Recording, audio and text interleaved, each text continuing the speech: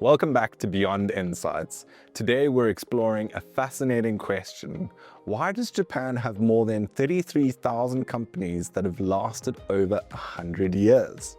It is a question our guest recently posed on LinkedIn after attending a training session in Japan, and one that goes straight to the heart of what makes a business endure. Joining me to unpack this is Angad Soin, the Managing Director of ANZ and Global Chief Strategy Officer at Xero. Angad has served in numerous roles at Xero prior to this, and before that, he was partner at Deloitte and a business analyst at American Express. Angad helps steer global strategy for one of the world's leading fintech platforms, and at the same time leads operations across Australia and New Zealand, giving them a front row seat to how global trends meet local realities. In today's episode, we'll explore 6 Zen-inspired business principles that have helped Japanese companies thrive for centuries, and what accountants and small business owners can learn from them in our fast-changing world. Angad, welcome to Beyond Insights. Hi, and welcome, Angad. Hey, Jamie, great to be here. Thanks for having me. Thanks so much for joining us, and welcome to Beyond Insights. Yeah, I'm looking forward to it. I'm looking forward to this conversation. Yeah, very interesting topic today. But before we dive into that, why don't we get into something as an icebreaker, I suppose, something a bit more personal about yourself that people might not know.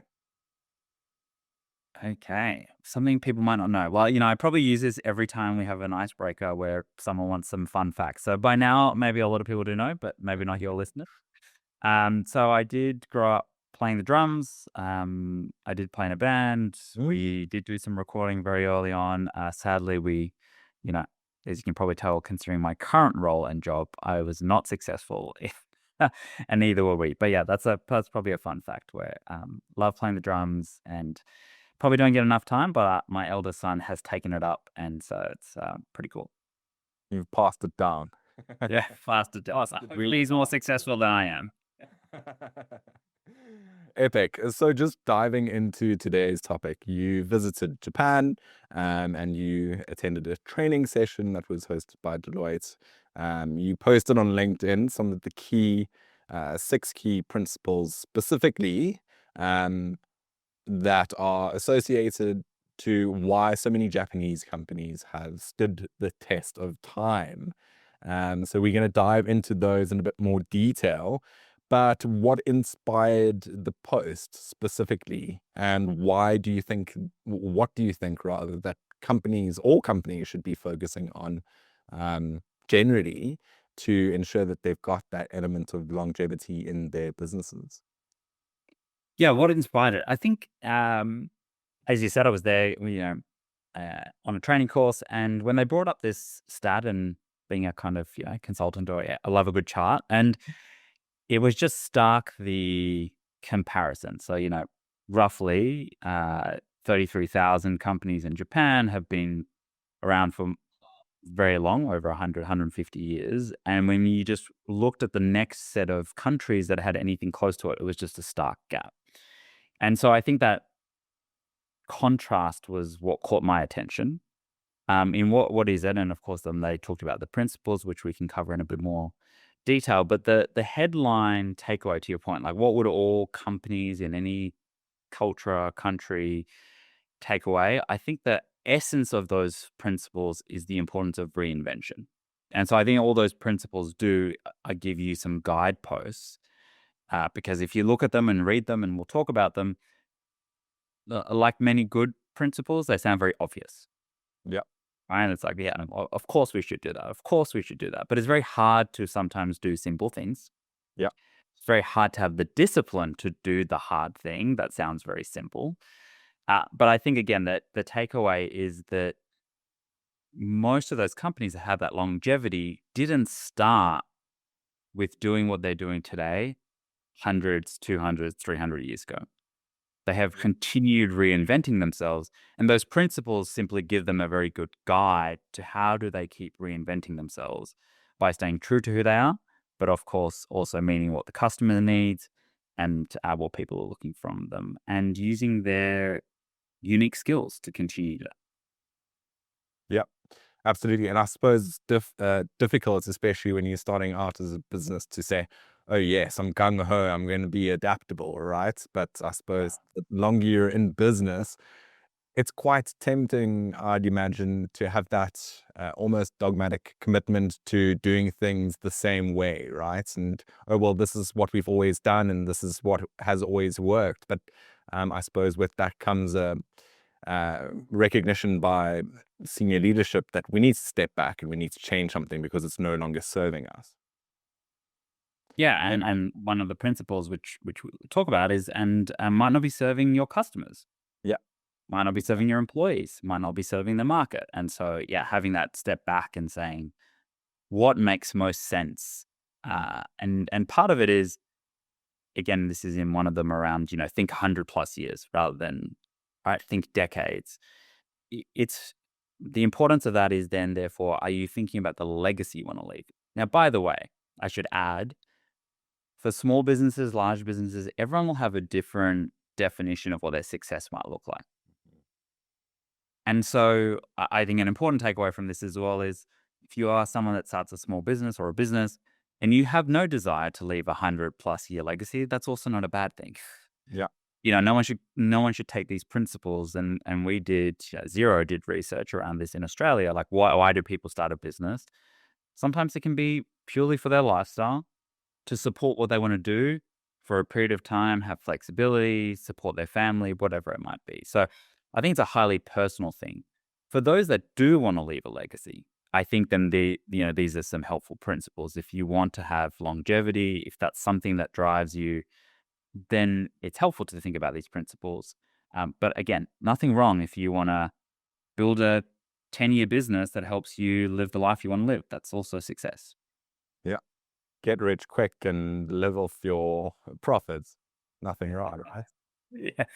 Yeah. If anyone's got one of those quick solutions, I'm sure everyone will take it. But as you and I both know, there is no real such thing as an overnight success story. Yeah, I'll definitely read that book though. Yeah. Awesome. And so just thinking about some South African companies that are over the cusp of 100 years old, or pretty close to 100 years old, certainly not as many as in Japan. A few like household brands in South Africa that shout if any of them um, are recognizable to use Mnet.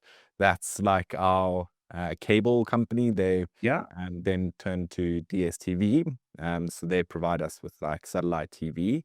Oros, which is a drink. I had no idea that they were over 100 years. There you go. Yeah, Sasol, which is a fuel company. Woolworths, I think that's a pretty big household name. And then Ackermans as well. There were a few others that were on the cusp of 100 years, but yeah, just really interesting to find out about those and just think about what their 100-year journey might look like. I mean, certainly in my lifetime, there have been some significant changes, especially in the retail space with, market leaders and seeing the strategies that these major retail like giants have adopted over time. So really, really interesting. So when I think of the 6 key principles, I think about these brands and I kind of think, well, what strategies have they adopted over time and how Mhm. relevant is this to them? And I suppose, yeah, I'm keen to dive into the 6 key principles and see how they're applicable to these brands specifically. Let's do it. And before we do you think that my headline kind of, if my reflection is reinvention is kind of critical, would you say if you looked at those brands you just mentioned that they've reinvented themselves over those 100 years?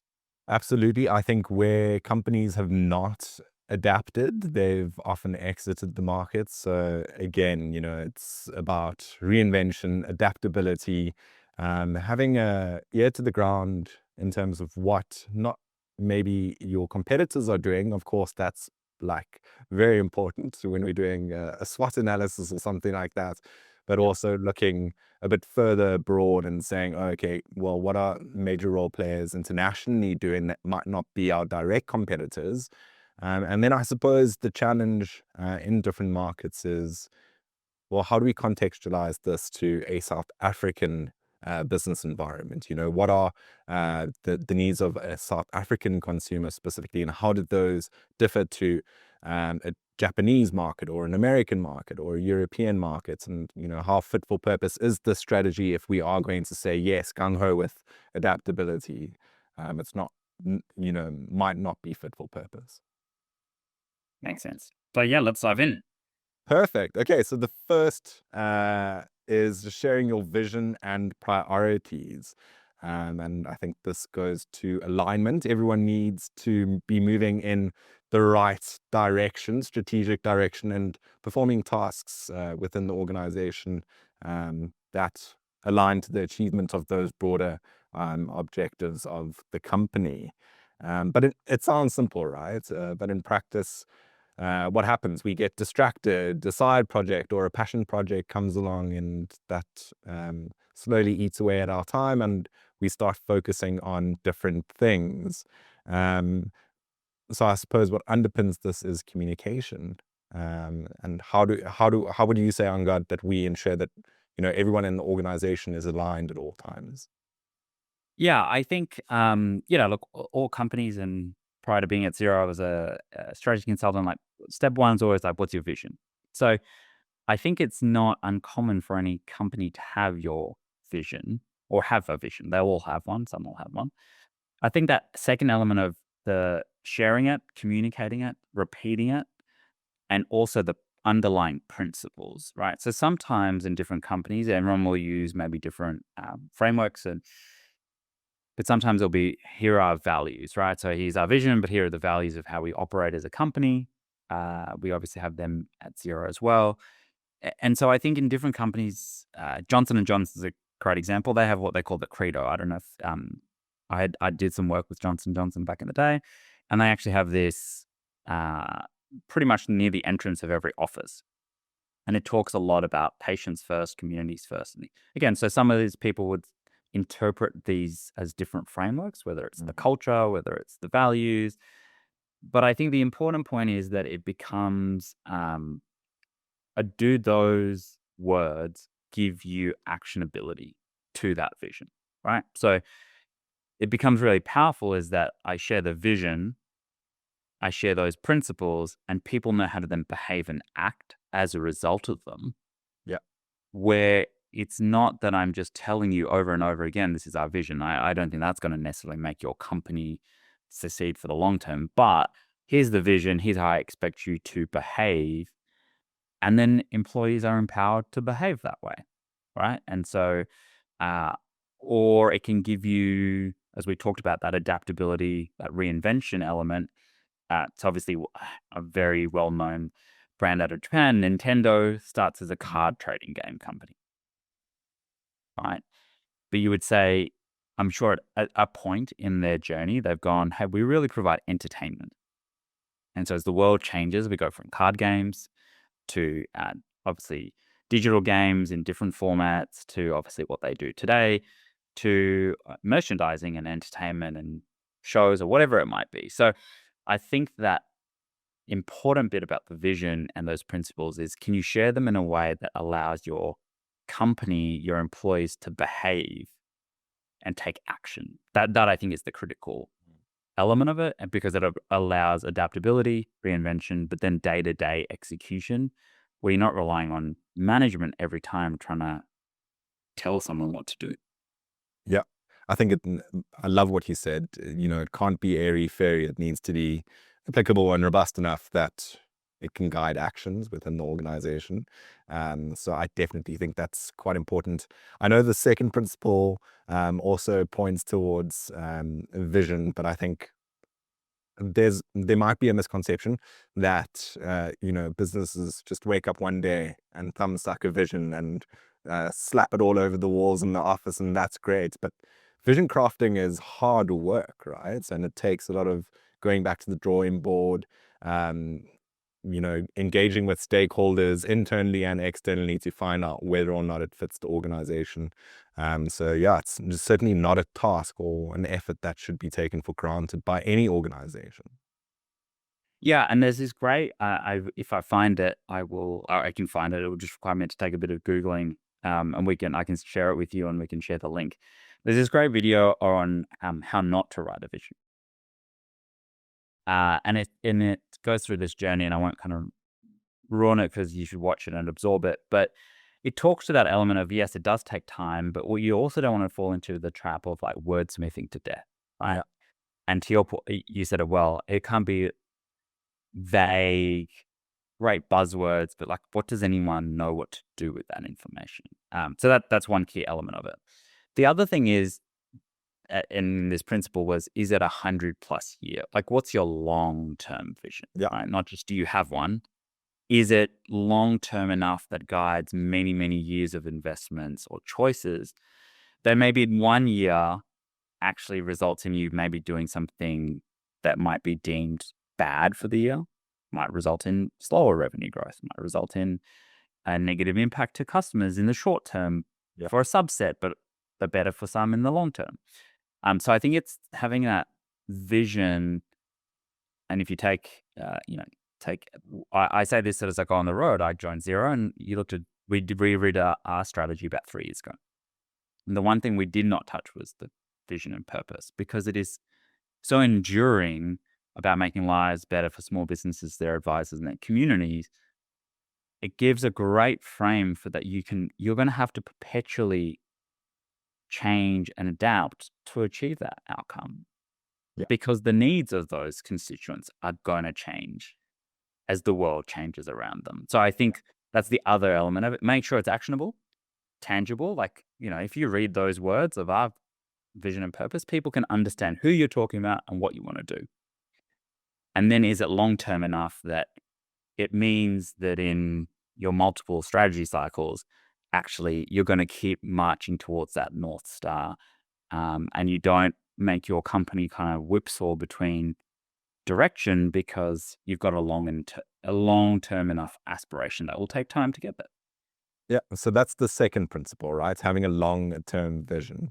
And that's really important, as you mentioned, to kind of, when you conceptualize your organization's vision, to make sure that it's enduring enough to stand the test of time, which sounds great, again, in theory, but with a economy, business environment that is always in flux, I suppose it might be tempting for business owners to say, oh no, maybe we should rethink our vision, and our values and what it is that we're doing.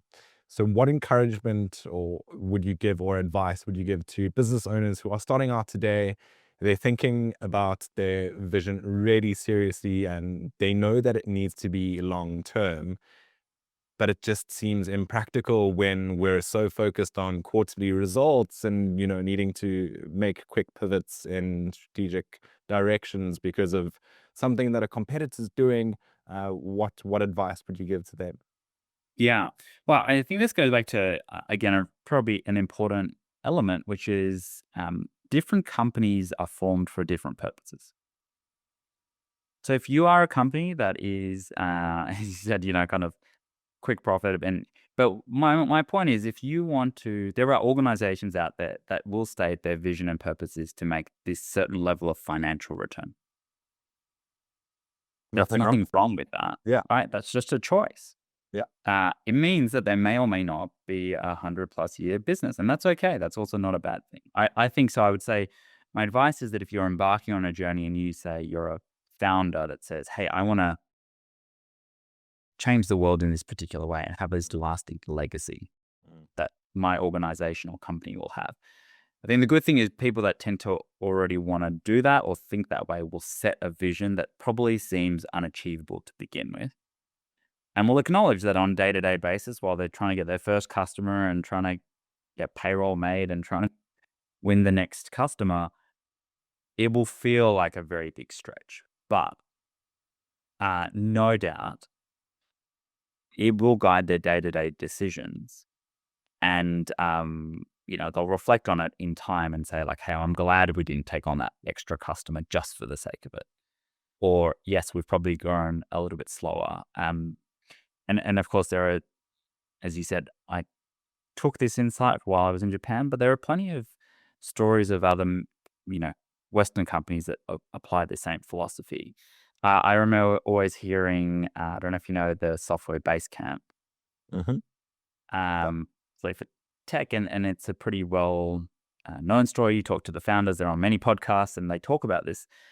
Uh, they have a very clear purpose that they are going to be a steady growth business, and they serve a small number of customers, and they do it extremely well. And so And they it works for them. it works for them, and they probably will maybe be around for longer than anyone think. They might not be a household name, and I think that's the other going back to your question of what struck me, there are probably not 33,000 Japanese companies I can think about. Yeah. There'll be the obvious ones we would all reference, and many of them are those companies that have grown. I talked about Nintendo, there's Yamaha, there would be Sony. So they've all evolved, and they're the household names we know. Yeah. But there are literally thousands of others. And so I would also say it's not confusing scale with longevity. So they might be a lot smaller. Someone may think they're not as important because they're not a household name. But that person will probably, the founders of those companies probably feel very proud that they've been able to do something, do it really well, and continue to have that lasting impact. Absolutely. Chatting a bit about the third principle, and I suppose another one that sounds great on paper, but really difficult to operationalize and stay true to, is that your employees and your customers come first, right? And I know we've been chatting about it already, but really important, I guess, to ensure that the way in which you serve your customers and the way in which you treat your employees does align to your vision once again. And it can often mean making really tough decisions. Um, what would you recommend to businesses that are starting out to keep this top of mind when they embark in their new business? Yeah, I think it's something we talk about, and we talk about a lot with accountants and bookkeepers, obviously big partners of ours. It's Many of them often start with a goal of how they want, yeah, again, what is their purpose and their why? And if it's sometimes, as often is, sometimes lifestyle, or I want to work a particular way, then I think it's just reminding themselves that um, are the people you hire, are the clients you take on, are they actually fulfilling that purpose? And to your point of what, like practical advice, does everyone get that decision right every single time? Of course not. Yeah. And so I think the practical advice I would give is make sure that you've got time. Might be quarterly, might be half yearly, it might be yearly, to reflect and say, okay, let me just go back to what is it that we're trying to do? Are there things that are serving against that purpose and that long term vision? Do I have staff that maybe because we were growing so quickly, we've quickly brought them on board, but actually they don't fit our long term culture? Do I have clients because they came, we wanted, we were growing, we took on their revenue, but actually they're not the type of client there's a reason why I left maybe a larger practice and started my own practice, and I didn't want to have to deal with those types of individuals. And so I, I would say that just build in time to reflect on your written purpose and strategy, and just test, am I doing the right things aligned to that? And because inherently we all as organizations will do things that misalign. It's not intentional, but it will happen. And so make Very sure. a ritual to reflect on it and then correct it. Yeah, absolutely. I think the importance of regularly, and my takeaway, I love that you were talking about alignment again, because it speaks to the overarching theme of, being adaptable, right? And if you're sitting down quarterly or monthly and you're having a check-in and you're calibrating with your rest of your team and you're calibrating with yourself and making sure that everything aligns to the more long-term vision, it allows you to alter your course if and when you do recognize, I suppose, inevitably that you are veering off course a little bit. So really important to have those check-ins and say, am I still aligned to, or is the business still aligned to the long-term vision which we spent so long to perfect and craft? And this is something that speaks to what we want to achieve in the market, I suppose. Yeah. And I would say be prepared that it's probably a hard decision. Mm, So I was speaking to a bookkeeper of ours. She was talking about the fact that, as she had a very clear end game to her practice, what she wanted that bookkeeping business to look like. And she was telling me that, she chose to part ways with an employee that was there from day one. Hard, immediate decision, but she knew that this person wasn't aligned anymore to the longer term goal. And they were obviously quite close. And so I think it's being willing to make that hard decision. And I'm not saying it's easy. It's a hard decision, but it will feel difficult, I guess is all I'm saying. And you've got to be able to understand that is the payoff going to be worth it, even if that short-term pain exists. yeah. I suppose that's where the vision comes in quite helpful. Again, something that's codified. And Yes. I suppose with what you're saying, you have to be prepared to be objective and ask yourself the difficult questions. Well, is this serving the codified vision of what we're trying to achieve here? So not easy to be objective, because I think a lot of the time, especially in failing businesses, you can be so ruthlessly committed to, you know, convincing yourself that you are making the right decision where it's completely misaligned to the overall vision of the organization. The next Exactly. principle is quite interesting, because when I think of Japan, I get the impression of rolling green hills and um, ancient traditions. But then on the other side is, in my mind at least, thriving, innovative tech hubs and yeah, master of industry certainly. So the fifth principle is that of the harmony of tradition and innovation, which seems to be counterintuitive, or that juxtaposition I suppose you were talking about, right? Um, how do you personally feel about striking that balance of two seemingly opposing ideas? Yeah, I think this would probably have to be one of my favorite ones of these Mm, principles, because I think and we would advise organizations when I was a consultant, often you have some core things that you tend to be quite good at, or there's some reasons for why you were successful in the first place. Now, I go back to, again, to your point, this may seem contradictory, but don't I need to evolve if the market evolves?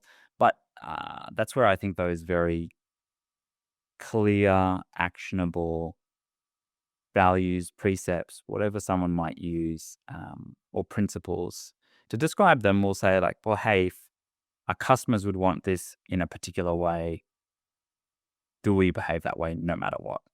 And so I think that often it's important to remember why your customers came to you in the first place. Was it for value? Was it for quality? Was it for differentiation? Uh, was it because you treated them completely differently to what maybe a competitor might do? And so maybe your product evolves. Other things can change. This yeah, goes to innovation. You might have to adapt. Though, I mean, software adapts all the time. yeah, But often the core promise of what that software might be delivering to a customer tends to be similar, right? If you take, again, we talked about Japanese companies, but if you take companies that are in the West, or American companies, especially the tech companies that have been around for a bit longer, they often have this kind of consistent promise of we're either liberating, if it's Microsoft around productivity or efficiency, or giving software en masse to as many people as possible to go do the job that they need to go do, collaboration. So again, their products have evolved immensely over those years, but they have a binding principle that allows them to innovate what needs to be done to continue to deliver to the customer, but keep that tradition of why did we exist in the first place and why do people use us? Um, and so it's a hard thing to do, yeah, but I'd say if there's another key takeaway of that, reinvention is always critical. strategy is hard, and if it doesn't feel like you're making hard choices, you probably don't have a very good or differentiated strategy. Yeah, and I suppose it can be equally difficult, especially in times of, um, you know, poor business performance, to say, okay, great, I initially set out to be a differentiator in the space, but I'm actually going to flip and be a low cost provider. You're going to confuse the market and Right. probably confuse your organization's vision at the same time, and probably confuse everyone that has any perception of the business. So yeah, being committed, I suppose, to that value and those or that vision and those values is quite important. But being innovative and sticking to it, I suppose, is equally as important. Yes, exactly. Perfect. The next principle, the fifth principle, is quite a funny one, because I think when people think about being frugal and thrifty, it's often misconceived with being cheap, right? Yeah. So that is not, in my mind, what being frugal is at all. But yeah, would you like to expand on that? Yeah, I think you actually nailed it. I think the important thing is here, being frugal is not about just not spending. I think it's the broader principle of, are you using your time wisely? Are you allocating your capital to the things that matter? Um, do you have the right cash reserves to make decisions when you need to make those decisions? So sometimes there can be a view that if, hey, we're generating this cash, we need to keep investing, we need to keep growing. Why would you not do that? Versus, are you prepared for those times where things aren't going to always go in your favor? It's those things that allow you to make those harder decisions, because if you've got capital, cash available, or you'd be making these decisions in the right way, you've got flexibility. So that's what I think being frugal is all about. It's about giving you optionality. Yeah, that rainy day fund, right? That's right. Yeah, exactly. Really important. The final principle, the sixth principle, is building a system for succession of culture. And this sounds like quite an abstract term to the layman. So why don't you elaborate on that for us? Yeah, I mean, again, with all of these principles, they can be hard to make always super tangible. But I think the essence of this is, and it links very much back to the first, right? If you know what your vision is and your purpose, then you're going to probably build a set of operating principles around how you run your company.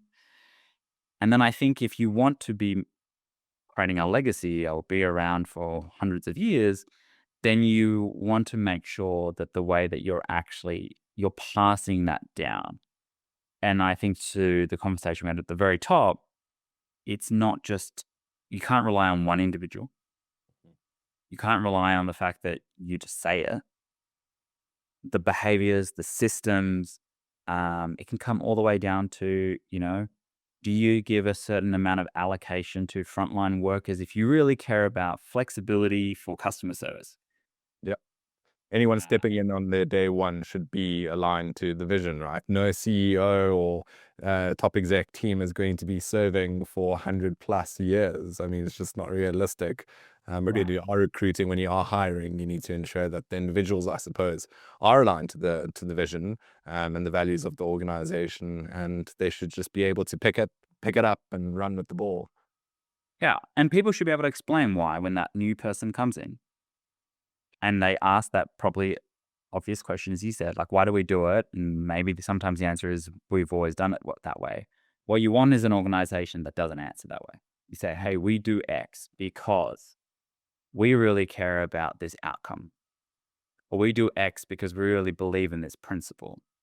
We do X so that anytime someone joins the company, they know exactly what we stand for. And so I think that principle is really all about, which is, if you industrialize Mm. that culture can be passed on, then you're not relying on the whim of, can some employee explain why we do something? It's built into the system. I love that. Industrializing is a lovely word, and I've never thought of that before, but it makes complete sense, right? Just thinking about longevity and growth. So we chatted earlier about the fact that there might be a lot of businesses that exist out there that aren't keen to stay in business in the long term or the very long term. But then there are those organizations who on day one are cause driven and think to themselves, great, this is our mission. This is, an altruistic problem that we would like to solve in the world. How do great businesses go about reconciling short-term gains and short-term profitability while staying committed to that long-term purpose, especially when the rewards in the short term are quite attractive? Yeah, look, I think we talked about do you stay true to your employees, your customers? An equal element of that, and you've heard some examples. I think Jeff Bezos has talked about this in his journey. Others have talked about this. Making sure you pick the right investors. So there will be investors that are bought into a strategy and a vision and be willing to take that long-term bet and be willing to maybe lose money along the way if they can't get there. So I think just like you want to choose your staff, just like you might want to choose who you choose to serve, choosing who invests in you to be able to go deliver that is an important choice. Again, seems easier to say when you have immediate financial implications of that choice. Well, maybe people flood away from you. It's hard. I'm not saying that, but I think that is, you want to make sure that those investors understand your long-term goal, so that they're aligned with you from the start. Yeah. And there's no surprises. Exactly. And they may change and you may change. But I think as much as, again, back to that constant review cycle of Yeah. are we aligned collectively, that will help. Yeah, absolutely. Interesting question. Do you think accountants have a unique role to play in advising their clients, I suppose, in this all these principles that we've covered today? Yeah, absolutely. 100%. I mean, I think a lot of small businesses do look to accountants and bookkeepers for this type of advice. And I think often they are providing it. And we do say, always ask your small businesses their why, because you would probably give them slightly different advice depending on even the longevity of that business they want to have, or what do they want a quick exit? Do they want an exit where it's a sale to someone else? Do they want to hand it down to future generations? All those things would have different implications for how you'll set up the entity, structure the entity, get them capital. So I would say they play a big role implicitly, and I think they definitely could play a bigger role explicitly. I love that. And it seems like such a simple question, but it can be quite loaded, right? What's your why? Yes. Yeah. Simple but effective. Well, Angad, thank you so much for joining us on Beyond Insights today. I know we are out of time, but it has really been a stimulating conversation and lots to think about. I'm looking forward to connecting with you soon. Keep well and all the best. Cheers. Thanks for tuning in to the Beyond Insights podcast. Please like and subscribe on whatever platform you're listening to right now. And please share with any of your colleagues or friends or family members that you think might benefit from listening to this podcast. That's all from us. Until next time, see you then.